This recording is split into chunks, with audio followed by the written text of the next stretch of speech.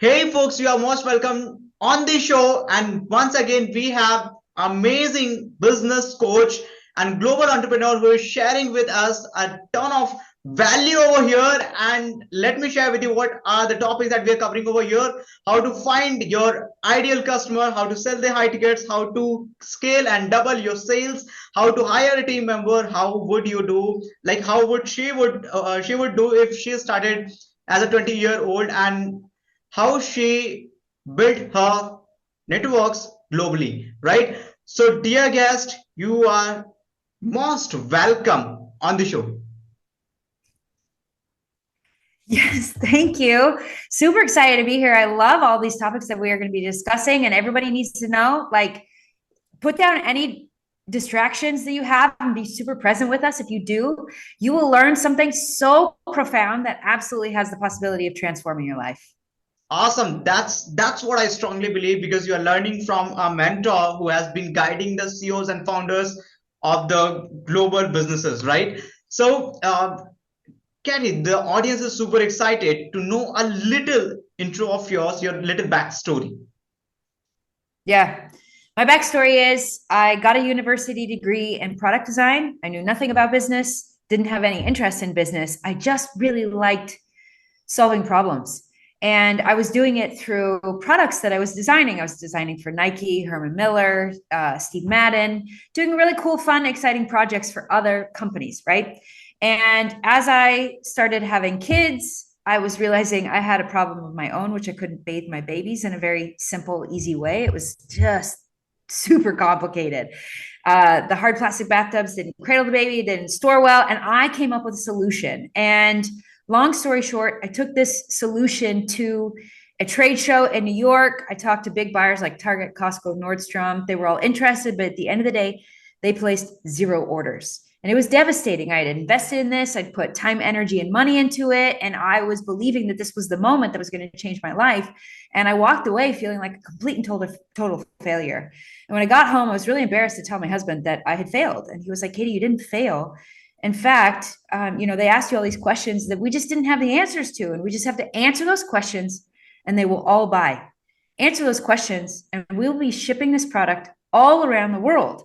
And that was a moment I had to really ask myself, do I believe in myself? And, while I didn't at the time, I could see that my husband believed in me. And so I leaned on his faith in me and my product abilities and my gifts and talents. And I did. I doubled down. I went and answered every question that every one of those experts asked me that I didn't know the answers to. A year later, I took it to the trade show, and everybody who came into the booth placed an order. That was the moment that changed my life. And it was preceded by a extreme failure and a moment where I had to confront myself and say, do I actually want this, or am I going to play small in my life and just be a mom and here in my home? And there's nothing wrong with that, but I just could tell. And honestly, God was at my back saying, come on, Katie, keep going. And so I just continually had to make that decision to keep going. And from that moment forward, significant things started to happen in my life. I was on the Ellen Degeneres show, the Rachel Ray show, the Today show. I was on the cover of Entrepreneur magazine. I was shipping to 2,000 stores in the US with distribution in 26 different countries. And keep in mind, so like the majority of these opportunities were coming to me. And it was all about branding. It was about messaging. And honestly, it was about what was going on inside of me. And I really hope that that's what we're going to focus on today, because what happens between your head and your heart, like that is your greatest opportunity. And there were so many internal battles that I was navigating.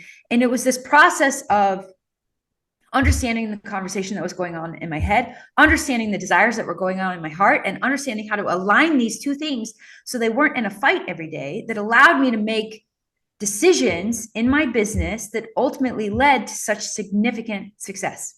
So that's my story. Awesome. Awesome. Today I am a business coach. I coach incredible entrepreneurs who are very purpose driven, passionate about what it is that they do. I live in Puerto Rico with my 4 kids. I'm married to an amazing man. We've been married for over 20 years. And honestly, like living a greater life than I ever dreamed for myself. And it's about really understanding and navigating what's going on in your head and in your heart. Awesome, awesome. So that's super interesting story that you hold within you, and you have been also inspiring the other people as well, right? So getting started with the question that we have over here is like, how one can find the ideal customer. If we talk about any specific thing, let's say if there is somebody who's just starting a agency of a video, like video creation, so how they can start getting their ideal customers.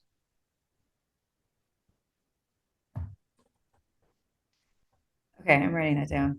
How do you, like, if you have an agency, that Mm-hmm. means that you have a skill set. Like, you cannot, in my opinion, you have to have some skill set if you're going to start a business. And so you have this agency that has you, where you're utilizing your skill set, whether that's video editing, whether that's running ads, whether that's email marketing. I don't know what it is, but you have an agency and you have a skill set. And so you have to ask yourself the question, who is in immense pain and need of my skill set? And you need to get to know that person. I'm like, we're in a digital age, but there is so much value in being face to face with somebody and getting to know that real human. Because at the end of the day, that's what people really connect with. I think the reason people like my videos and me speaking on stages is because it's like there's the wall's not there. And I just come across as real and authentic. And that's such a buzzword, by the way. Like, you can't fake it. And so you have to authentically know your customer, and you need to know their pain points.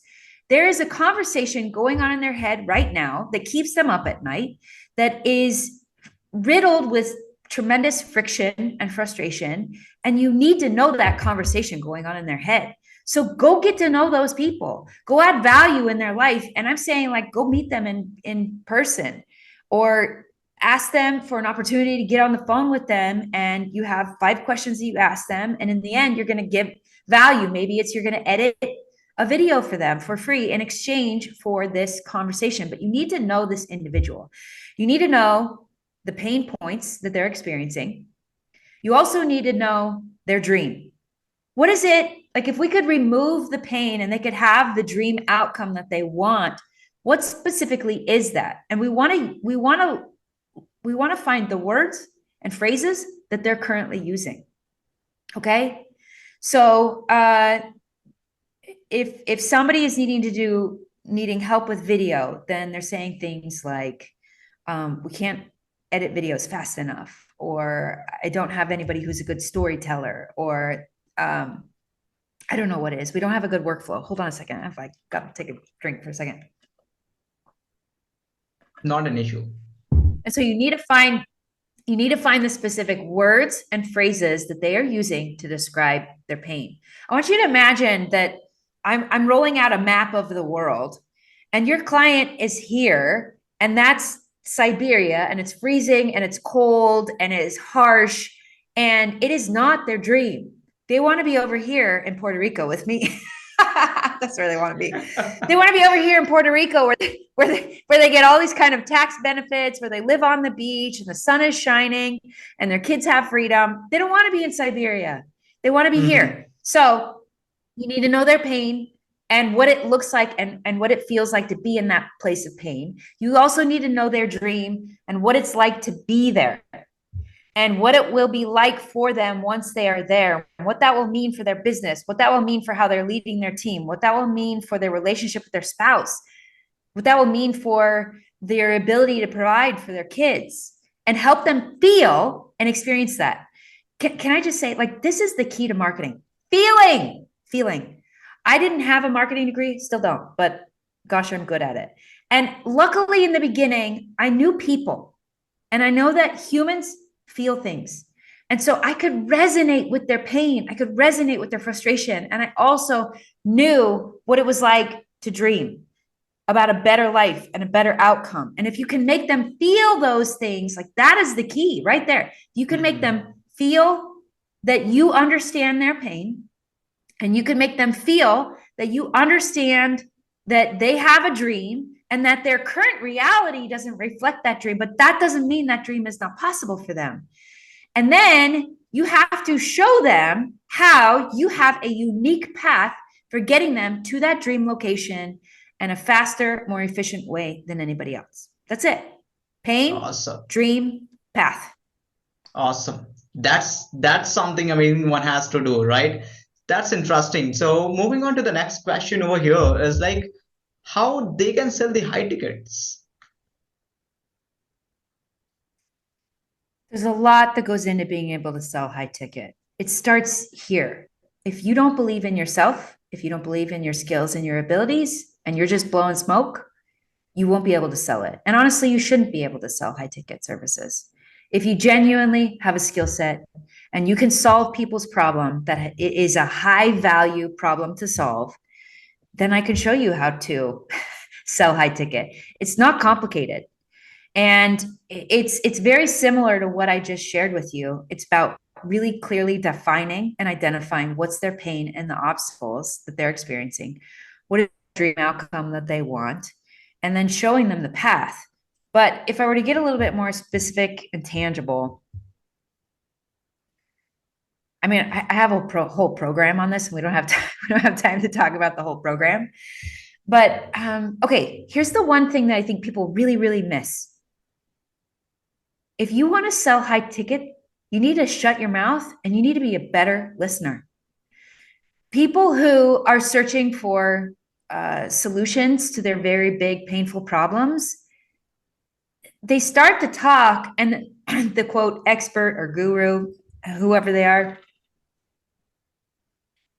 they start running their mouth on all the ways that I can fix that for you, and I can do this for you, I can do this for you, and I can do this for you, but you haven't even actually listened to them. And you don't actually understand their very specific, unique pain. So if you could get very, very curious and good at asking questions and listening, and don't jump in and interrupt them, don't jump in and coach them. In fact, you become a mirror.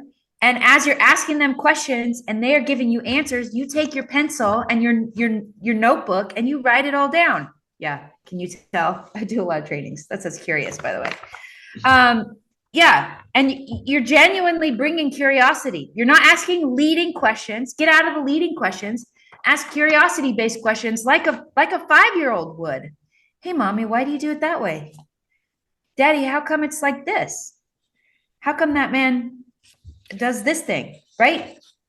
A young child is genuinely curious. They're not asking judging questions. They're not asking leading questions. And then when you ask a question, they are open and they listen. Can I tell you, like, so many experts are afraid of listening because they think it's going to have them looking like they don't know what they're doing. But if you can, in that conversation, you need to understand that your potential client, they are the expert in that conversation because they know their pain more than anybody else. And they know their dream greater than anybody else knows it. So you need to find the answers within them. They have the answers, not you. Don't have the answers in that conversation. And as soon as I learned this, I didn't have a framework. Nobody gave me a framework. I didn't have an outline. I did try an outline once because I was in a mastermind where someone was like, hey, this outline's gold. I used the outline. You want to know what the person said at the end of it? Can I ask you a question? Were you following a script? Don't follow a script. Become a very good listener. Ask them great questions. That doesn't mean I don't have a process and that I don't share that formula with my people. There's not a script, though. There's an outline. There is a specific process. And the absolute essential key to every step of the process is, are you being a good listener? And being a good listener includes reflecting. So you become a mirror in the conversation. You ask them questions and you say, what I'm hearing you say is, it sounds like you're super frustrated with your team. It sounds like you can't seem to attract A players.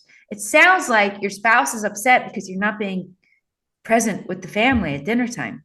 It sounds like you feel like you're capable of so much more, and yet, for whatever reason, you're being held back. Is that right? Is there anything else? Because again, what are we trying to access? This. They have desires. They have dreams, and they have pain that has been keeping them from that. If you can get them to tap into that heart, they will connect with you greater than they've ever connected with anybody else. And then we do what we do is say, you sound like somebody, what you're saying reminds me a lot of my client, David. And would it be okay if I take a second and share with you what David was experiencing and how I helped him become free in his life? And they're like, yeah, tell me more. Did you notice that was an invitation, by the way? That's the process. Invitation. Don't force anything on anybody. Listen, then invite. And you invite them to hear what you have done for other people. Maybe it's just yourself. And don't posture, don't pretend, be real and honest. People can sense that. And then you make this invitation and you say, look, I can't help everybody. Sounds like what you're dealing with is something that I can really help you with. And I've done it for X, Y, and Z. I've done it for myself. And so this is what it'll look like. And then you show them, look, this is an investment. It's not it's not small, because it's an investment in you. And you are your greatest investment. And I'm providing an opportunity for you to invest in yourself and go to the next level. And here's what it looks like. It's $120,000. That's upfront for the year. I'm bringing my full commitment to ensuring that we hit all those targets that you said that you want. And it's just a yes or a no. And you don't mess around. That's it. That's what it looks like. Awesome. This is insanely amazing, right? The people who are watching us live over here, just hit the like button, and the people who are new to the channel, just subscribe to the channel. And let's move on to the next question over here. It's like we'll be covering it very fast because we have a couple of more questions and less time. So how one can scale and double their sales?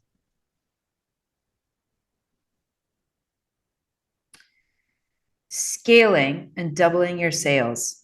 I have to first say that, this is the thing that everybody wants. And I see people jump into it too fast. You have to at least prove your concept first.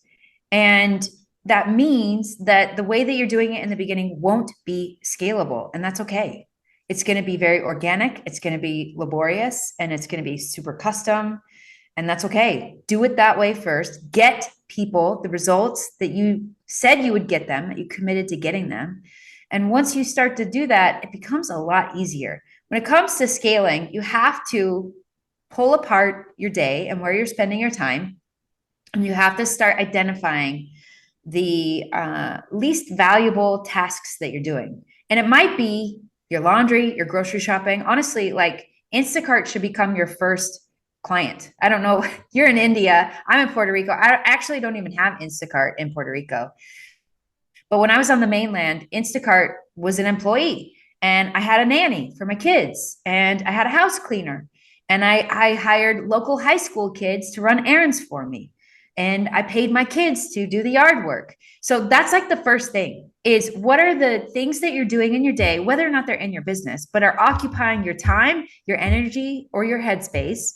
And how can you buy back your valuable time at a discount by hiring somebody to do that thing for $10, $15, $25, $100 an hour, so that you can focus on the $1,000, $10,000 an hour activities versus being stuck in the minutia of your day. And I don't know if you're familiar with my client, Catherine Jones. Like when she hired me, she had a course. It was $1,000. She sold 5 of them. She made a commitment to work with me, and we exploded her business. And it started with this. She started outsourcing things like her laundry. She hired her brother. She outsourced meals and was outsourcing those kinds of things. Then she hired somebody in the Philippines for $6 an hour, trained her to do some of the things inside of her business. And then once she had systems in place, because that's the key, she hired those people because she was doing the things one-off and organically, and she had to create the system. So she hired those low-level employees. And that's not to say they're low-level people, by the way. They're amazing people. I see all people as equal. I genuinely do. But the task that they're doing, there is actually a dollar amount of value associated with that task. So she hired people to do those tasks so that she could create the systems in her business. And then she had an incredible webinar, which I helped her create, which was the system for selling her thing, right? And then we went to, and she did her webinar for herself and had great success with that. And then she took the numbers, her conversion numbers from that webinar, and she went to some small influencers who had small audience and said, hey, I just did this webinar onto my list. I got X amount of sales. We can do this with you right now, and you'll get X percentage of the sales. What do you say? Let's do it. And they were like, yeah, of course. It's like free money for them. She shows up, she does the webinar, and she like blows it up. It was amazing. So then she takes that win, she goes to the next guy and says, hey, I've done it for myself with these numbers. I've done it for this guy with these numbers. If you want, I could do it for you. And he's like, 100%. So then once you get a couple good JVs under your belt, then you start reaching out to bigger influencers with bigger audiences. And you're like, hey, proven the concept, proven that the product works, proven that we can JV it. I only have 4 spots. I'm reaching out to you. What do you say? And same thing. And that is how she blew up her business. That's how she created over $1 million in 18 months. That's how she got on stage of Funnel Hacking Live. I mean, there's more to it, but like that was how she scaled her business. Awesome. That's something insane and amazing. Here we are just skipping a question, how to hire the team members, and we are jumping on to the next question that is super important. I really don't want to miss it. How would you start your business if you were 20 years old today? Mm-hmm. So this is really relevant to me because I have a son who's 18. He just left for college. He is so entrepreneurial minded and super driven, and was honestly like really resistant to going to college because he thought it would get in the way of him being able to grow his business. And so I understand that drive, that passion to create your thing and put it out there into the world. And so if you are just getting started, I will share the advice I shared with him, which was you've got to go develop yourself. And specifically, you have to go develop your skill sets. And I've even had clients who were struggling in their business, and I helped them make a very wild, crazy decision, which was to essentially shut down all of their clients and only service one person. I mean, it might look like you go and work for somebody else. And I would say like if you're in your early 20s, that's actually really smart. The fastest way to learn how to build a business is to be the fly on the wall inside of somebody else's business. And that way, somebody else is shouldering the financial responsibility, somebody else is shouldering all of the risk, and you're getting all this benefit and this reward of learning how to deliver products and services, how to create a product, how to market that product, how to scale that product. You're learning how to do that in the safety of somebody else's business. So make yourself valuable to somebody else and go work for them for 12 months, 18 months, 2 years. Go work for them and develop yourself. And then when you step out into the world, you have all of this wisdom that comes from experience that you can pull from, and you don't have to crash and burn. You will crash and burn. We all fail, but it will be different. And you will be starting from a much higher place than you would if you just turned 18, stepped out of high school and said, okay, I'm going to go make it in the world. Like, good luck. That is not a recipe for success. And we've all heard the stories. There are people who have gone and done that thing. I get it. I understand it. And my 18-year-old is like, but mom, and I'm like, look, getting an education is valuable. I know nobody's going to care about your diploma. I won't even care about your diploma. I want you to go get experience, go build a network, and college is a great way to do it. So maybe college isn't the thing, but you can go build your network by being inside of somebody else's company. And you don't have to just throw yourself out into the world and take on all of the risk. That's what I would say to somebody who's in their early 20s. And you can be doing things on the side. My son, I just found this out. My son has been drop shipping on the side. And like, I'm so proud of him and I'm excited for him. And he's also going to school. Awesome. Awesome. So that's super interesting. And what I strongly believe is, like, as you mentioned about the particular word networking. So here we have the question, how did you build your network globally and you scaled, like you monetized it? Yeah, honestly, it's probably different than what you would believe. You have to keep in mind that my first business that I built was in 2008. We were in the middle of a huge recession. And, Facebook was barely coming online. It was just weird high school kids that were on it. Nobody was using it for business. Social media just did not even exist. I think about 2010, 2011 is when Instagram came online, and I hopped on there right then. And so it was a different time. And the way that I built my business is I physically went to the places where my customers were hanging out. And that meant trade shows, and I went to trade shows. But even before the trade shows, I literally walked myself into the stores of my potential customers, the retailers that could potentially sell my products that I was making on a very small scale. When I got started, I didn't have a factory. I made a couple samples of a product on my own sewing machine. Somebody in a store saw it and said, "Where'd you get all this stuff? It's totally hot. I want you to make it for my store." And I was like, "I don't do that. I just made these for my own kids. Like, I'm a busy mom. I don't have time." And she was like, "Look, someday your kids are going to grow up. They'll be in school full time. You'll look back and you will wish that you had done something with these gifts and these talents of yours." And that really hit heavy on my heart. And I was like, I'm not okay with not developing myself. I developed myself in school. I'd been really successful in school. I'd won national design awards. I'd won a scholarship from General Motors. And, I was highly sought after when I came out of college from really cool companies. And so to just kind of like set that all on the shelf and only focus on being a mom, that just didn't feel right for me. And so I kept asking the question, is there a way for me to be an incredible present mother and be a successful entrepreneur? And that's what I still pursue today. But you have to start with where you're at. And I've had clients who come in and they have these $1 million dreams. And I think that's great. That's awesome.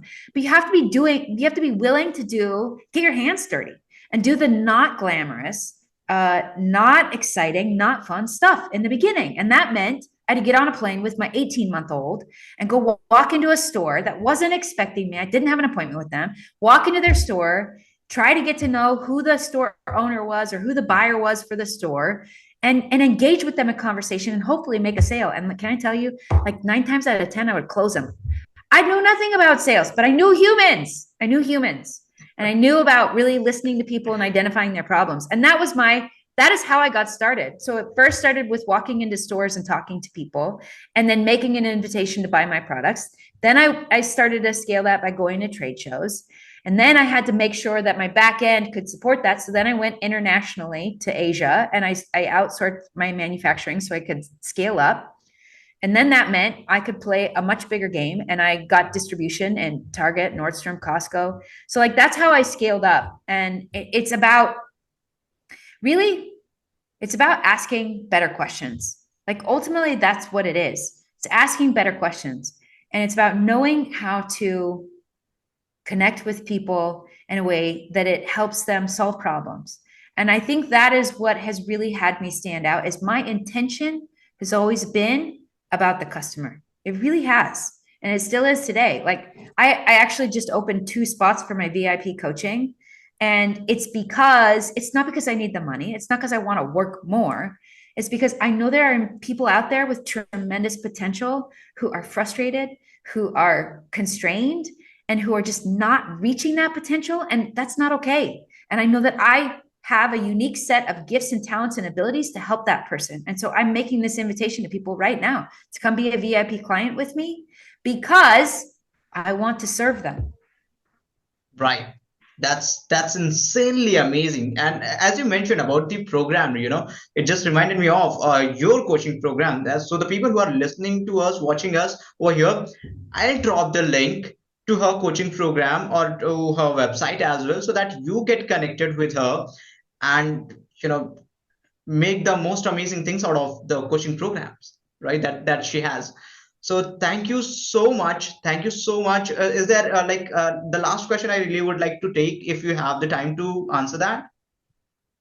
Yeah. Okay, perfect. So what Quickly. exactly the advice you would like to give to the entrepreneurs who are starting and they want to, do something exactly on the track? Yeah. I think what I've shared today is amazing. It's incredible. And there's a lot that I didn't even necessarily call out to you. I hope that you really listen to and pay attention to what I shared. And I want to call something out because this is a theme, both my success in my physical products business, it's a theme in my success in my coaching business, and it's what I teach my clients.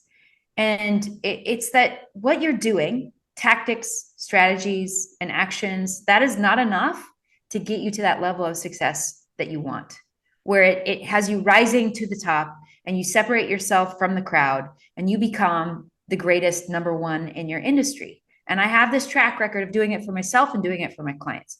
And the secret is not out here. The secret is knowing and understanding and navigating your internal world. And I help them build their business from the inside out. And it really becomes about understanding how you can be the one who your clients seek first to solve their problems, how you can be the one who creates generational wealth for your posterity, how you can be the one solution in your client's minds, how you can be the one who closed the deal, who did the negotiation and signed on the biggest client that you've ever had before. And that is the secret right there. It is about being. It is less about doing. Yes, action is essential, but it starts here. And if you don't know how to navigate your internal world and you're in this frantic state here and you're full of fear and you're radiating that out into the world, you will continually push away your dreams and your desires and your ideal clients and customers. You will.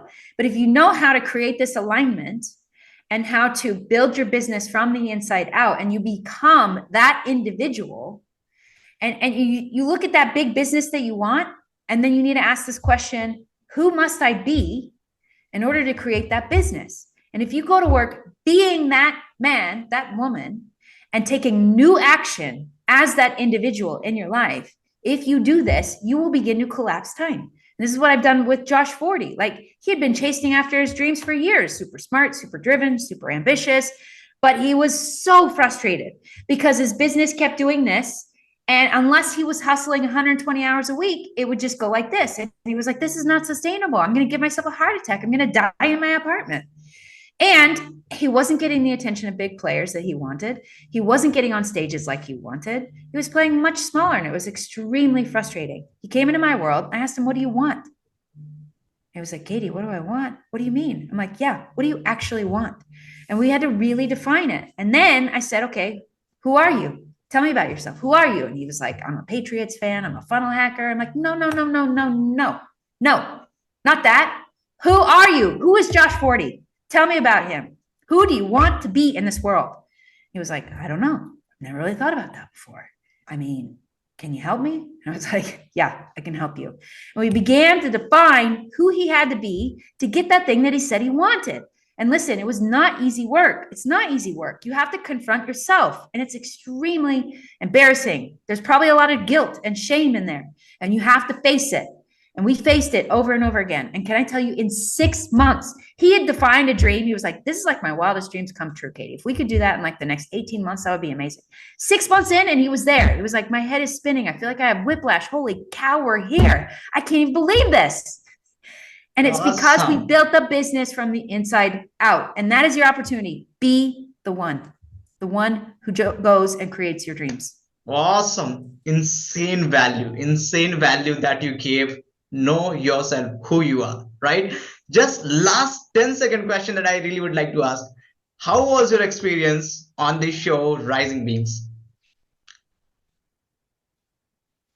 I mean, it was fantastic. I thought you did a very good job preparing. You did a great job asking questions. And I thought you did a good job digging deep. And yeah, I think you brought a wide range of tremendous value to your audience right now. And I'm super grateful for this chance that I've had to speak to your audience. I'm super grateful for this chance that I've had to speak to you, to share my mission.